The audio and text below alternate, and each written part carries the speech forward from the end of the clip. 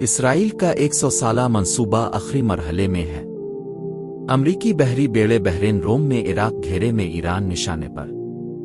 رسول اللہ نے فرمایا تھا کہ یہودیوں کی سلطنت خیبر تک پھیلے گی، مدینہ بھی ایران ہوگا، اور پھر وہ عظیم لشکر اٹھے گا جو دجال کی آمد کا پیش خیمہ ہوگا۔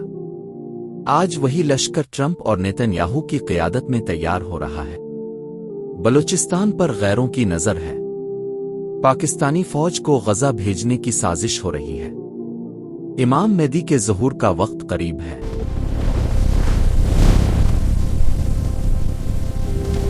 پیارے دوستو، جو کچھ ہو رہا ہے وہ بہت اہم ہے، صرف پاکستان کے لیے نہیں بلکہ پوری مسلم الفاما کے لیے۔ جو کچھ ہونے والا ہے اب اس کے بارے میں سوچ بھی نہیں سکتے کہ کتنی خوفناک صورتحال ہے اور کتنا بڑا طوفان ہماری طرف بڑھتا چلا آ رہا ہے۔ اسرائیل کا جو پلان ہے وہ میں بار بار بتاتا آیا ہوں۔ اسرائیل گزشتہ تقریباً 100 سال سے اپنی حکومت قائم کرنے میں لگا ہوا ہے اور اس نے کبھی اپنے مقصد کو چھپایا نہیں۔ انہوں نے ہمیشہ کھل کر کہا کہ ہم تخت داؤد پر یعنی حضرت داؤد علیہ السلام کے تخت پر بیٹھ کر اپنی حکومت قائم کرنا چاہتے ہیں۔ دوسری بات یہ ہے کہ انہوں نے یہ کبھی نہیں چھپایا کہ یہ ہماری آبائی سرزمین ہے۔ حالانکہ حقیقت یہ ہے کہ سارے وہ لوگ جن کے دادا پردادا یورپ میں رہتے تھے۔ نیتن یاہو کا دادا میرے خیال میں آسٹریلیا کا تھا اور کسی کا پردادا کسی اور جگہ کا تھا۔ 2500 سال پہلے کی بات کو بنیاد بنا کر آج یہاں دعویٰ کر رہے ہیں۔ میں آج ایک انٹرویو سن رہا تھا بروکلین کے ایک یہودی ٹی وی چینل پر، جس میں ایک صاحب نے پوچھا، کیا مجھے ڈی این اے ٹیسٹ کروانا پڑے گا اس بات کو ثابت کرنے کے لیے کہ 2500 سال پہلے میرے آبا وہاں رہتے تھے تاکہ میں آج وہاں قبضہ کر لوں؟ لیکن یہ قبضہ انہوں نے اکیلے نہیں کیا، دنیا کی تمام بڑی طاقتوں نے مل کر انہیں یہ قبضہ دلوایا، اور اب وہ دریا نیل اور دریا فرات کے درمیان کے باقی علاقے پر بھی قبضہ کرنا چاہتے ہیں۔ اس مقصد کے لیے جو بھی ان کے سامنے آیا اسے ختم کر دیا گیا۔ شام ختم ہو گیا، لبنان ختم ہو گیا۔ صدام حسین سب سے پہلے نشانے پر آیا کیونکہ وہ بہت خوفناک طریقے سے ان کے سامنے کھڑا تھا۔ پہلے 8 سال کی جنگ سے اسے کمزور کیا، پھر 90 کی دہائی میں کمر توڑی اور پھر بالآخر اسے ختم کر دیا گیا۔ لیبیا اتنی دور قذافی کو عبرت کا نشان بنا دیا گیا۔ اخوان المسلمین وہ تنظیم تھی جس نے 1920 کے زمانے میں حسن البنا کے دور سے یہودی منصوبوں کے خلاف جدوجہد کی۔ سید قطب کی تحریک چلی، لیکن اس سلسلے کے آخری نمائندے مرسی صاحب بیچارے جیل میں شہید ہو گئے اور وہاں سیسی کو لے آیا گیا۔ پیارے دوستو، سیسی نے مصر کی سرحد بند رکھی، غزہ کے بچوں کو روٹی تک نہیں پہنچنے دی، خوراک نہیں پہنچنے دی۔ سعودی عرب نے ابراہیم کارڈ کھیلا، قطر نے ہاتھ ملایا، UAE نے ہاتھ ملایا، باقی تمام ملکوں نے ہتھیار ڈال دیے تھا۔ پھر بھیجو ابھی کچھ حد تک کھڑی ہے، وہ صرف ایران ہے، اور پاکستان نے بھی ہاتھ ملا لیا۔ کیا کبھی کسی نے سوچا تھا کہ ٹرمپ کے ساتھ شہباز شریف بھی کھڑا ہوگا اور اسرائیل کا نمائندہ بھی ساتھ ہوگا؟ قرآن مجید کی وہ آیت کسی کو یاد ہے؟ لا تتخذوا الیہود والانصاری اولیاء، یہود اور عیسائیوں کو اپنا دوست نہ بناؤ۔ کیا یہ آیت کسی کو یاد ہے؟ یہ پہلی بار ہوا کہ پاکستان کا وزیر اعظم اس جگہ بیٹھا ہوا ہے، جبکہ شروع دن سے عوام کو یہ بتایا جا رہا ہے کہ ہم اسرائیل کو نہیں مانتے۔ جس پاسپورٹ پر لکھا ہوا ہے کہ یہ پاسپورٹ اسرائیل کے لیے کارآمد نہیں، اس ملک کا وزیر اعظم اسرائیلی نمائندے کے ساتھ بیٹھا ہوا ہے۔ اب سوال یہ ہے کہ عوام تو دیکھ رہی ہے، یہ آخر کیسے چھپا سکتے ہیں؟ آپ کو پتا ہے الجزیرہ نے کیا لکھا؟ انہوں نے صرف شریف صاحب کے بارے میں لکھا اور کہا کہ پاکستان کے وزیر اعظم کو گھر پر عوامی دباؤ کا سامنا کرنا پڑے گا کیونکہ وہاں کے لوگ فلسطین کی حمایت میں بہت زیادہ موقف رکھتے ہیں۔ الجزیرہ نے ایک نقشہ بنایا جس میں دکھایا کہ کون آیا اور کون نہیں آیا۔ تمام بڑے ممالک میں سے صرف پاکستان نے اپنا وزیر اعظم بھیجا، باقی سب نے اپنے نمائندے بھیجے۔ UAE نے بھی اپنا وزراء بھیجا۔ ہمیں بڑا شوق ہے جانے کا اور تعریفیں سننے کا۔ प्यारे दोस्तों, अब आते हैं असल सूरत-ए-हाल की तरफ। इराक को सिर्फ 10 दिन की मोहलत मिली है। इस वक्त दुनिया के समंदरों में 20 से 22 बहरी बेड़े घूम रहे हैं। अमेरिका का जो सबसे करीब तरीन बेड़ा था वो जिब्राल्टर में स्पेन के पास था। वो जेराल्ड फोर्ड बहरी बेड़ा था। जिस तेजी के साथ इसे वहां से बहरीन रोम में मुंतकिल किया गया वो अपने आप में एक बड़ा पैगाम है। इस जेराल्ड फोर्ड बेड़े की हिस्ट्री भी दिलचस्प है। ये वही है जिसने वेनेजुएला के सदर वाले ऑपरेशन में अहम किरदार अदा किया था। इस बेड़े पर F-35 सुपरसोनिक लड़ाका तैयार है। SA-180 carrier based multi roled strike fighters हैं। E-2 hawks early warning system है। इस बेड़े की ऊंचाई 76 मीटर है, लंबाई 330 मीटर है। 700 के करीब तैयारे इसमें हैं और 5000 अफराद का अमला है। इसकी रफ्तार 56 किलोमीटर फी घंटा है और इसी रफ्तार से इसे दौड़कर वहां पहुंचाया गया। इससे पहले इब्राहिम लिंकन बेड़ा वहां पहुंच चुका था। इस पर 58 सुपर हार्नेट कैरियर बेस्ड लड़ाका तैयार है और एक गिरविलर इलेक्ट्रॉनिक वॉरफेयर जहाज है। यानी ईरान को घेरने के लिए पूरी तैयारी हो चुकी है। सिर्फ 10 दिन का वक्त रह गया है। ईरान के बारे में उनका पूरा प्लान किया है। उन्होंने कहा है कि सबसे बेहतरीन रास्ता रजीम चेंज है। यानी जैसे वेनेजुएला के सदर को हटाया गया था वैसे ही आयतुल्लाह खामनाई को हटाकर अमेरिका ले जाया जाए। लेकिन ये उनके लिए बहुत मुश्किल है क्योंकि खामनाई खुद कह चुके हैं कि मैं जान देना अफजल समझता हूं। प्यारे दोस्तों, वेनेजुएला की फौज क्यों नहीं लड़ी? इसलिए कि उन्हें पता था अगर लड़ें तो अमेरिका क्या करेगा। लेकिन असल मकसद ईरान के इनकलाबी ढांचे को मुकम्मल तौर पर तबाह करना है। इस वक्त अमेरिका की सबसे बड़ी सरमायाकारी 4 मोहल्लों पर है। पहला अरबैल का इलाका जो शाम, इराक और तुर्की के संगम में है और कर्दों का इलाका है। दूसरा यमन, तीसरा खुलजिन अरब का इलाका और चौथा ऊपर का वो इलाका जो काज़ाकिस्तान और ताजिकिस्तान से मिलता है। मशहद के ऊपर का हिस्सा और साथ ही बलूचिस्तान का इलाका। ऊपर का इलाका ईरान किसी हद तक संभालता है, लेकिन नीचे का इलाका जहां तेल है, जहां बलोच है, वहां अमेरिका आना चाहता है। जब अमेरिका आएंगे तो बलूचिस्तान आज़ादी की तहरीक को हुआ मिलेगी।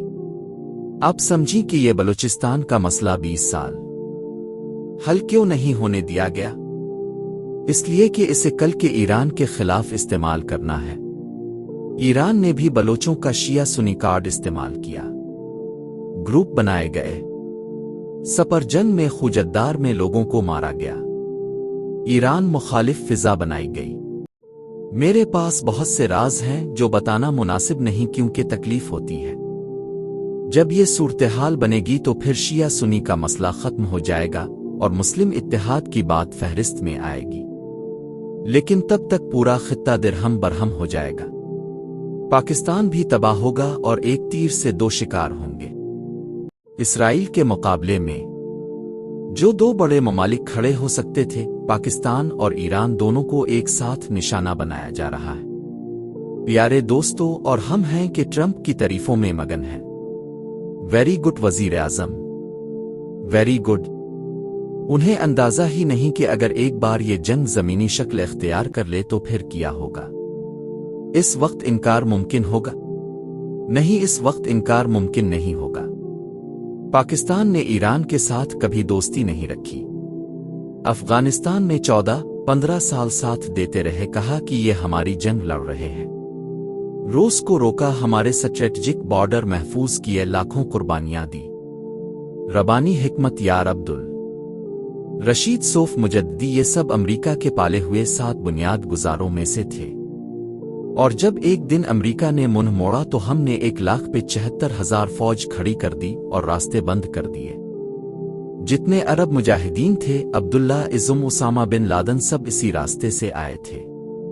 हमने ये सब बदल दिया। क्या अब फिर बदल देंगे? नहीं देंगे। लेकिन मामला यह है कि इस जंग में अब एक हिस्सेदार बन चुके हैं गजा के मुसलमानों के मुकाबले में। अमेरिका ने बाकायदा कहा है कि पाकिस्तान ने गजा में फौज भेजने की पेशकश की है। इंडोनेशिया के बारे में अमेरिका ने नहीं कहा, हमारे के बारे में कहा। और कुछ लोग कह रहे हैं कि जल्दी जल्दी जाओ, तनख्वाहें मिलेंगी, प्लाट मिलेगा, घर बनेगा। लेकिन सोचें कि अब कहां जा रहे हैं और किसके लिए खड़े हो रहे हैं। जब से ईरान पर हमले की बात वेनेजुएला वाला वाकया हुआ, अमेरिका ने टर्फ लगाया। दुनिया वाकई तौर पर दो हिस्सों में बंट गई है। एक तरफ रूस और चीन है, यहां तक कि यूरोप का बड़ा हिस्सा भी उनके साथ जाने को तैयार है। दूसरी तरफ अमेरिका अपना इत्तेहाद इकट्ठा कर रहा है। इस वक्त पाकिस्तान को ये नहीं चुनना चाहिए था, पाकिस्तान को इलाकाई रवाबतास से फायदा मिलना चाहिए। अमेरिका इतनी दूर बैठा है, न पैसे दे रहा है न कुछ दे रहा है, बस इस्तेमाल कर रहा है अफगानिस्तान के लिए, ईरान के लिए, गजा के लिए। हमारी इज्जत और वकार को इस्तेमाल किया जा रहा है और आखिर में हमारे हाथ में एक पैसा नहीं। मोहम्मद बिन सलमान ने जो अपनी इज्जत खोई है वो पूरा रब जानता है। यूएई के हुक्मरानों को कोई परवाह नहीं, क्योंकि वहां अक्सर हिंदुस्तानी है, उन्हें इस बात से गरज नहीं। पाकिस्तान वो वाहिद मुल्क है जहां 25 करोड़ जिंदा दिल अवाम है, जो 15-16 बार इंतखाबात में वोट डाल चुकी है, जहां लियाकत अली खान से लेकर जुल्फ़िकार अली भुट्टो, बेनज़ीर नवाज शरीफ और इमरान खान तक सब ने अवामी मैंडेट लिया। लेकिन फरवरी 2024 के इंतखाबात देखें, जिसमें 2.5 करोड़ वोटों को दबाया गया। कहते हैं कि ये भी दबा देंगे। मैंने कब कहा नहीं दबाएंगे, दबाते रहेंगे। लेकिन 76 साल की पूरी तारीख में जितने भी लीडर एक तरफ रखें तो दूसरी तरफ सिर्फ इमरान खान है। जुल्फ़िकार अली भुट्टो की मकबूलियत सिर्फ 37% थी। 2 सूबे मुकम्मल मुखालिफ थे। सिंध में भी बम मुश्किल जीते थे, सिर्फ पंजाब उनका था। और नवाज शरीफ की मकबूलियत तो मकबूलियत थी ही नहीं, वो तो इलेक्ट ईबिल्स और खानदानी ग्रू बंदी पर खड़े थे। इमरान खान ने यह साबित किया कि जिन 20 लोगों को तोड़ा गया, 20 में से 20 को अवाम ने शिकस्त दे दी। ये थे अब के इलेक्ट ईबिल्स। अब असल बात की तरफ आएं, जो सबसे अहम है। ये सब सियासी और फौजी हरकत महज इत्तेफाक नहीं है, बल्कि एक मकसद की पेशगी तैयारी है। एक लश्कर है जो मक्का मुकरमा रवाना होना है, और दूसरा लश्कर जो इसराइल से शाम के इलाके से रवाना होना है। आज देखें, यूरोपीय यूनियन ने कह दिया कि इसराइल ने यरूशलेम को जिस तरह कब्जा किया है, हम इसे नहीं मानते। उन्होंने एक ऑर्डर से जंग की तैयारी दे दी। प्यारे दोस्तों, हदीस में आता है कि मदीना वीरान होगा और वहां से जंग मक्का आएगी। मदीना क्यों वीरान होगा? इसके लिए रसूल अल्लाह ने फरमाया कि जब जिंग मिल उम्मा कबरा का वक्त होगा तो सुलह के मकाम तक, जो खैबर के करीब है, वहां तक यहूदियों की सल्तनत फैल जाएगी। लबनान पर हमला हो चुका, शाम का पूरा इलाका इराक तक, उधर से और नील का इलाका काहिरा तक, ये सब इसराइली नक्शे में है। और इसी सूरत-ए-हाल में वो साहिब आएंगे जिन्हें लोग इमाम मेहदी कहते हैं, बाज इस्कंदर कहते हैं, बाज खलीफा कहते हैं, लेकिन मेहदी असल में हिदायत याफ्ता का लक़ब है। जब उनके हाथ पर बैत होगी तो एक लश्कर उनके हिमायतियों का बनेगा, और शाम का इलाका, जो गजा, इसराइल, ऑर्डन, लबनान समेत पूरा इलाका है, ये लश्कर दज्जाल की आमद से पहले का पेश खैमा लश्कर है। आज से 2 साल पहले मैंने कहा था कि गजा की जंग खत्म नहीं होगी, और आज भी मैं समझता हूं कि ट्रंप और नेतन्याहू की सरबराही में जो लश्कर बन रहा है, ये वही लश्कर है। जब ईरान वाली सूरत-ए-हाल पैदा होगी, अल्लाह करे कि हम इसमें अपनी फौज ना भेजें। अहल हदीस के मुताबिक यही लगता है कि ये लश्कर तैयार हो रहा है। गजा में इस वक्त जो कुछ हो रहा है, इसका बुनियादी खाका यह है कि इंटरनेशनल स्टेबलाइजेशन फोर्स बनाई जाए, जो दहशतगर्दी के खात्मे और हमास को खत्म करने के नाम पर, और इसराइल और लबनान की सरहदों को महफूज बनाने के नाम पर काम करे। गजा अम मंसूबे में 20,000 फौजियों की स्टेबलाइजेशन फोर्स का इरादा है। अमेरिका गजा के जनूबी हिस्से में 360 एकड़ पर अपना 5,000 फौजियों का अड्डा बना रहा है। अंदाजा करें, अफगानिस्तान जैसे बड़े मुल्क में कभी 3,000 से ज्यादा नहीं थे, और अब सिर्फ गजा में 5,000 रखना चाहते हैं। ट्रंप के मुशीरों ने मिस्र, कतर और यूएई को इसी फोर्स का हिस्सा बनाने की बात की है।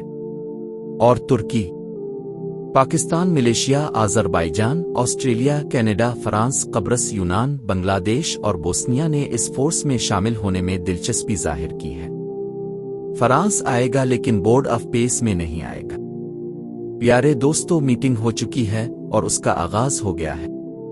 अब जब हम वापस आएंगे तो हमसे इराक के अड्डे मांगे जाएंगे, क्योंकि बहरी जंग लड़नी है। अमेरिका को न सऊदी अरब की परवाह है, न खलीज की, न किसी के तेल की। उनका मकसद एक ही है और वो है ईरान को तबाह करना, क्योंकि इसराइल की बहुत बड़ी बेइज्जती हुई है जो पहले कभी नहीं हुई थी। असल बात ये कि गजा में जो लश्कर तैयार हो रहा है, मेरा यकीन है कि वो लश्कर है जो दज्जाल की आमद से पहले के चंद लश्करों में से एक है। और पाकिस्तान की तारीफ इसलिए हो रही है क्योंकि बलूचिस्तान पर नजर है। दो वजूहात हैं। एक तो ईरानी बलूचिस्तान में तेल के ज़खायर हैं और दूसरी वजह पाकिस्तानी बलूचिस्तान की मदनियात है। बहुत मुमकिन है कि कल को ट्रंप बोर्ड ऑफ पेस के नाम पर 5000 फौज बलूचिस्तान में भी रखना चाहे। अल्लाह ताला इस अलिफामत को समझ। यहां एक और पहलू सोचें, तुर्की का किरदार क्या है इस पूरी सूरत-ए-हाल में। तुर्की ने एक तरफ नेटो की रुकनियत रखी है और दूसरी तरफ रूस से S-400 मिसाइल सिस्टम खरीदा है। तुर्की ने इसराइल के साथ तिजारती ताल्लुकात भी रखे और गजा की हिमायत भी की। तुर्की ने स्टेबलाइजेशन फोर्स में दिलचस्पी जाहिर की है, लेकिन तुर्की का अर्दवान एक चालाक खिलाड़ी है जो अपने मुख का फायदा देखता है। हमें भी वही करना चाहिए था। हमें भी ऐसा मौक़िफ़ इख्तियार करना चाहिए था जो हमारे कौमी मुफाद में हो। लेकिन हमारे यहाँ होता क्या है? हमारे यहाँ पहले भी ये देखा जाता है कि कौन सा हुक्मरान इक़्तिदार में रहना चाहता है, इसे किसकी मदद चाहिए और इसे किस कीमत पर यह मदद मिलती है। IMF का कर्ज चाहिए तो शराइत मान लो। अमरीकी खुशी चाहिए तो फलां जगह पर खड़े हो जाओ। यही खेल चल रहा है और इसी खेल में मुल्क तबाह हो रहा है, लेकिन चंद अफराद की जेबें भर रही हैं। प्यारे दोस्तों, अब आते हैं इस सवाल की तरफ कि क्या पाकिस्तान के पास कोई रास्ता है? क्या हम कुछ कर सकते हैं? मैं समझता हूं कि अभी वक्त है, अभी भी मौका है कि हम सही फैसले करें। पहली बात यह है कि हमें अपनी खारजा पॉलिसी का इख्तियार वापस लेना होगा। ये इख्तियार पार्लियामेंट को देना होगा, अवामी नुमाइंदों को देना होगा। जब तक ये नहीं होगा हम दूसरों के हाथों खिलौना बनते रहेंगे। दूसरी बात यह है कि हमें अपने पड़ोसी ममालिक के साथ ताल्लुकात बेहतर करने होंगे। ईरान हमारा पड़ोसी है, अफगानिस्तान हमारा पड़ोसी है, चीन हमारा पड़ोसी है, हिंदुस्तान हमारा पड़ोसी है। कारोबार उन्हीं के साथ होगा, जिंदगी उन्हीं के साथ गुजरेगी। अमेरिका साथ समंदर पार बैठा है और उसका मुफाद यह है कि हम कमजोर रहे, लड़ते रहें और उसके लिए बाजार रहें। तीसरी बात, और ये सबसे अहम है, हमें अपनी मईशत को अपने पांव पर खड़ा करना होगा। जब तक हम कर्ज ले रहे हैं हम आजाद नहीं हैं। कर्ज लेने वाला कभी आजाद नहीं होता। पाकिस्तान में वसाइल की कमी नहीं है। बलूचिस्तान में मदनियात हैं, पख्तूनखान में जंगलात और पानी है, सिंध में जरी जमीनें हैं, पंजाब में मेहनती लोग हैं। लेकिन ये वसाइल हमारी अशराफिया ने कब्जे में कर रखे हैं और बाहर वालों को दिए जा रहे हैं। प्यारे दोस्तों, रसूल अकरम ने फरमाया कि ममन एक सुराख से 2 बार डसा नहीं जा सकता। हम एक सुराख से बार बार डसे गए, अफगानिस्तान में भी, इराक में भी, लीबिया में भी। हर बार हमने अपना नुकसान किया और दूसरों का फायदा हुआ। अब गजा की बारी है। क्या अब भी हम वही गलती दोहराएंगे? मैं भी ये जानना चाहता हूं कि जो स्टेबलाइजेशन फोर्स भेजने की बात हो रही है, इसमें जो पाकिस्तानी फौजी जाएंगे, उनके वालिदैन ने उन्हें क्यों फौज में भेजा गया था? उन्हें इसलिए भेजा गया था कि पाकिस्तान की हिफाजत करें, इस्लाम की हिफाजत करें, मुसलमानों की हिफाजत करें, न कि इसलिए कि इसराइल की सरहदें महफूज बनाएं और गजा में बच्चों को जलाए जाने वालों के सामने सुकून से बैठने दें। प्यारे दोस्तों, मैंने हदीस का जिक्र किया। मैं ये भी बताना चाहता हूं कि उन हालात में एक मुसलमान को क्या करना चाहिए। रसूल ने फरमाया, जो तुम में से जुल्म बर्दाश्त करने की ताकत ना रखे तो दिल में इसे बुरा समझे, और ये ईमान का कमजोर तरीन दर्जा है, लेकिन इससे भी नीचे कुछ नहीं है। आज का मुसलमान दिल में भी बुरा नहीं समझता। आज का मुसलमान तमाशा देखता है, नेटफ्लिक्स देखता है, क्रिकेट देखता है और समझता है कि गजा का मसला कोई और हल करेगा। कोई और हल नहीं करेगा। अल्लाह ताला ने इस अलिफामत को जिम्मेदार बनाया है। अल्लाह ताला ने फरमाया है कि तुम बेहतरीन अलिफामत हो जो लोगों के लिए निकाली गई है। ये बेहतरीन अलिफामत होने का फरीजा अदा करना होगा। आज ये फरीजा अदा करने का वक्त आ गया है और हम सो रहे हैं। आज हमें भी मैदान में आतुरना है, मैदान जंग का नहीं, मैदान बेदारी का, आगाही का, शुजाअत का। अपने आसपास के लोगों को बताएं कि क्या हो रहा है। अपने बच्चों को बताएं कि दुनिया कहां जा रही है। अपने नुमाइंदों पर दबाव डालें कि वो कौमी मुफाद में फैसले करें। सोशल मीडिया पर आवाज उठाएं कि पाकिस्तानी फौज गजा में नहीं जाएगी। प्यारे दोस्तों, मुझे कोई शक नहीं कि वक्त आने वाला है जिसका जिक्र हदीस में है।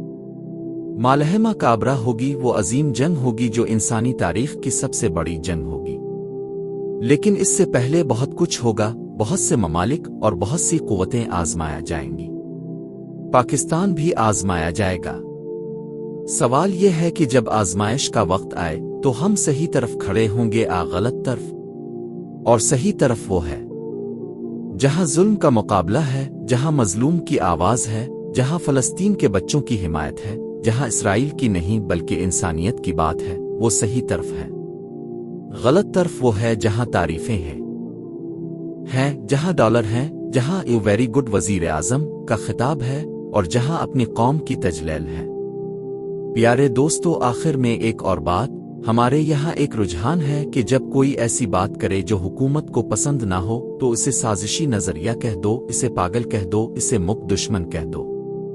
लेकिन वो लोग कहाँ हैं जो 1998 में कहते थे कि इराक पर हमला होगा? उन्हें भी पागल कहा गया था। वो लोग कहाँ हैं वो जो कहते थे कि लीबिया तबाह होगा? उन्हें भी साजिशी कहा गया था। वो लोग कहाँ हैं जो कहते थे कि शाम बखर जाएगा? उन्हें भी पागल समझा गया था। आज वो सब कुछ हो चुका है। क्या अब भी हम आंखें बंद कर लें? नहीं प्यारे दोस्तों, अब आंखें खोलने का वक्त है। अब सोचने, समझने, बोलने और अपने हुकूक के लिए उठ खड़े होने का वक्त है। और आज हम इस आजादी को बीच रहे हैं, तारीफों के बदले, कर्जों के बदले, इक्तिदार में रहने के बदले। ये सौदा बहुत महंगा पड़ेगा और हमने अभी नहीं सोचा। प्यारे दोस्तों, अल्लाह से दुआ करें कि वो इस अलिफामत को बसीरत अता फरमाए। दुआ करें कि हमारे हुक्मरानों को समझ दे। दुआ करें कि फलस्तीन आजाद हो, गजा के बच्चों को अमल की तौफीक मिले, शाम और इराक के लोग सुकून से अल्लाह ताला हमें समझने और अमल करने की तौफीक अता फरमाए। आमीन। वीडियो पसंद आई तो कमेंट में अपनी राय का इजहार किया करें और तोहफा मोहम्मद को सब्सक्राइब करें। शुक्रिया।